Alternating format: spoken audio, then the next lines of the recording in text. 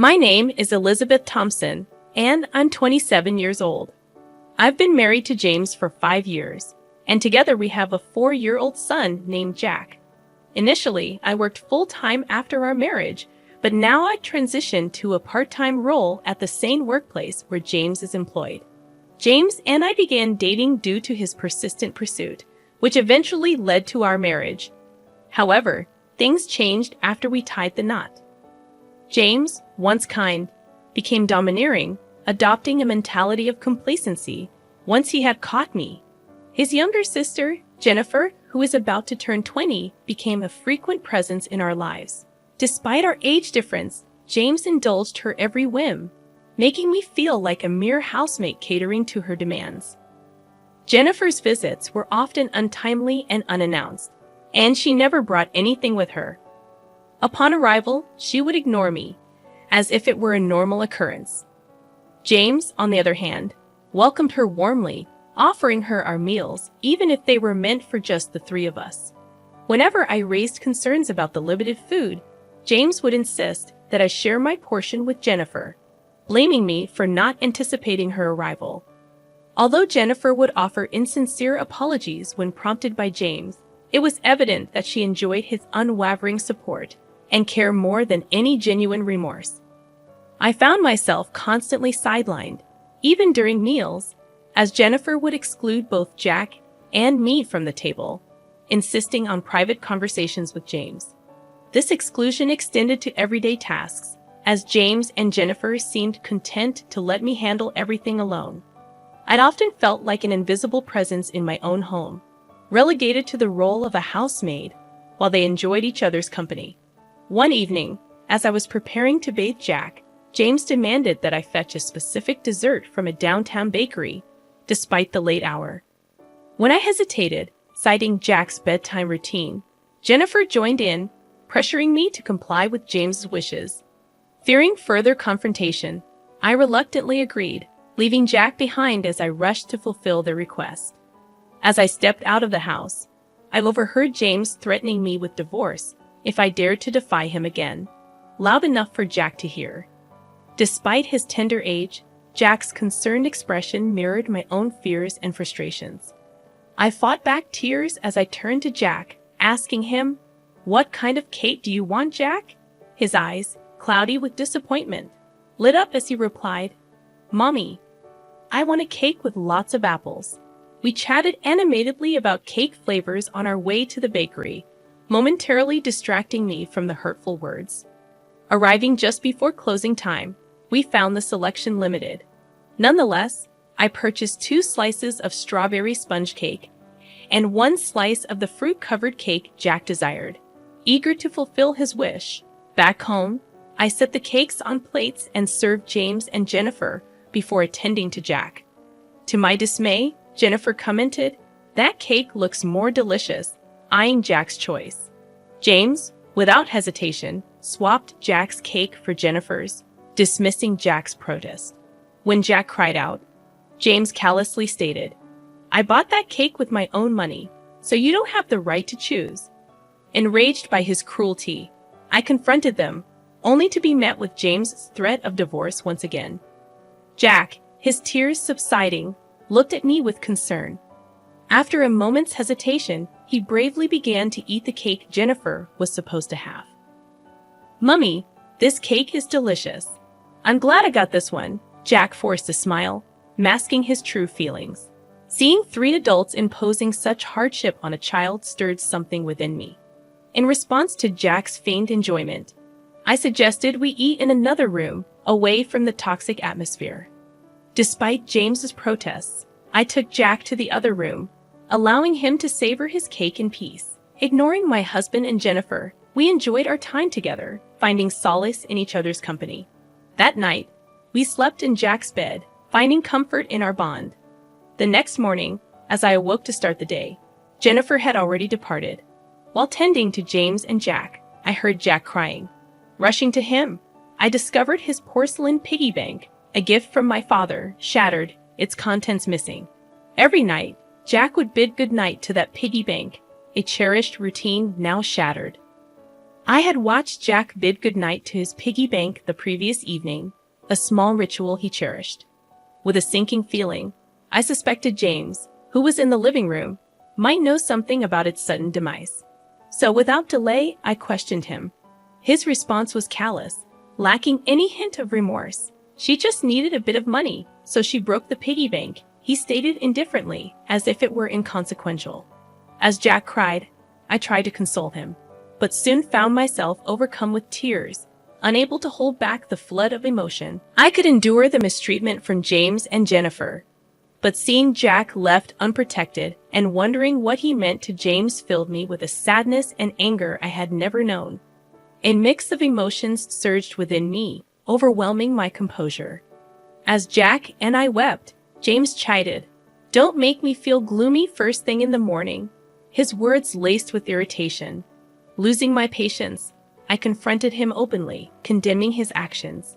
"Don't you think what you did is wrong, even seeing Jack crying like this?" I exclaimed, breaking my resolve to shield Jack from marital discord. James, without a word, retrieved a document from the bedroom, a divorce form. Shoving it at me, he declared, "If you're not satisfied with what I say and do, let's get a divorce," before storming off to work.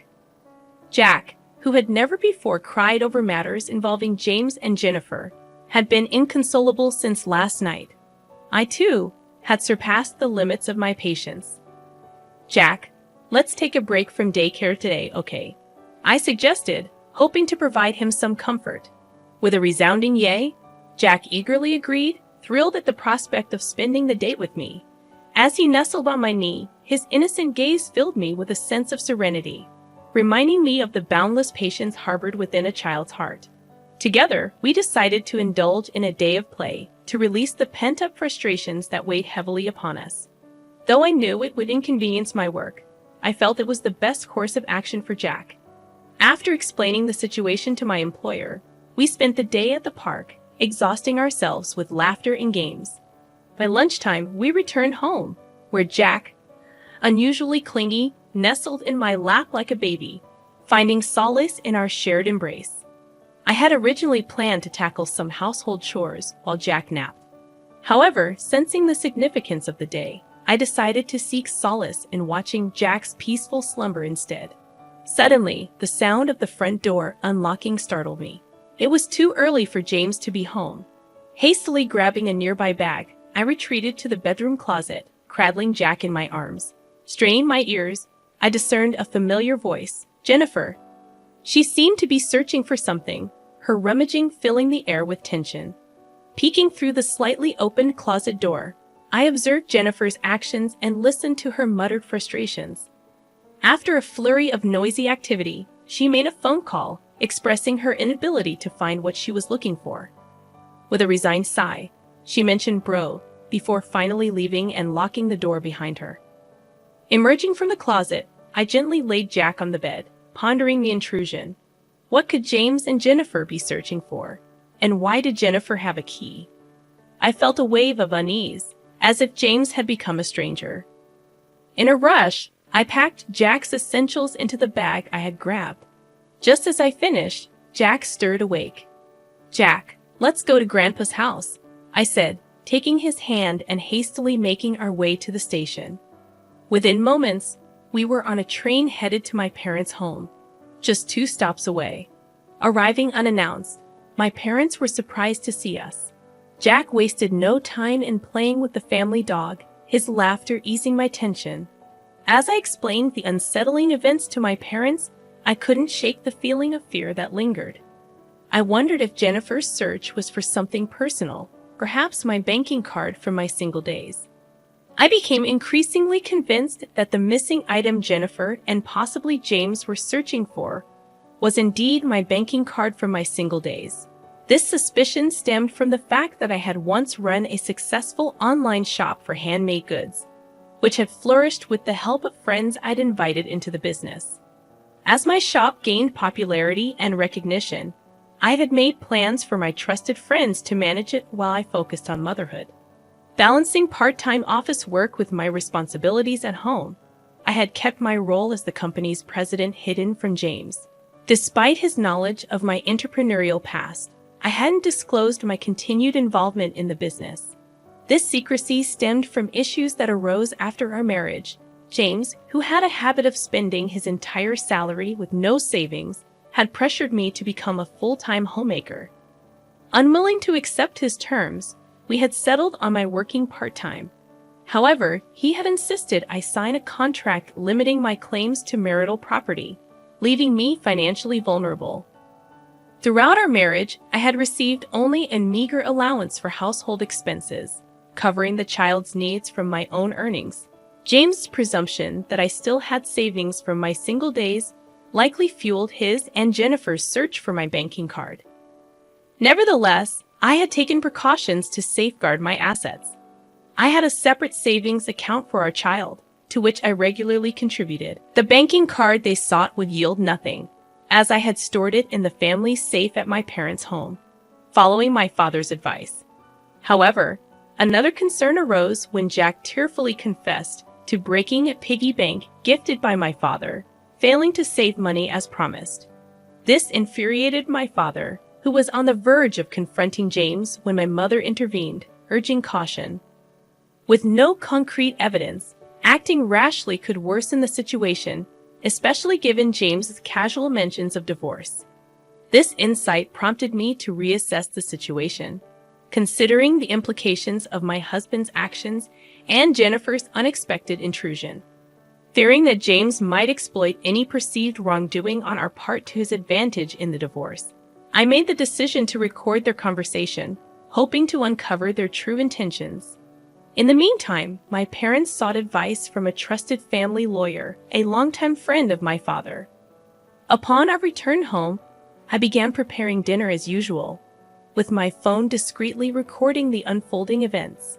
True to expectations, James's first question was about the whereabouts of the banking card.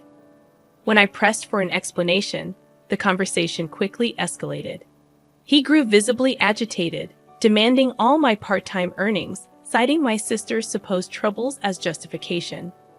Refusing to comply, I explained that I was saving for our child's future.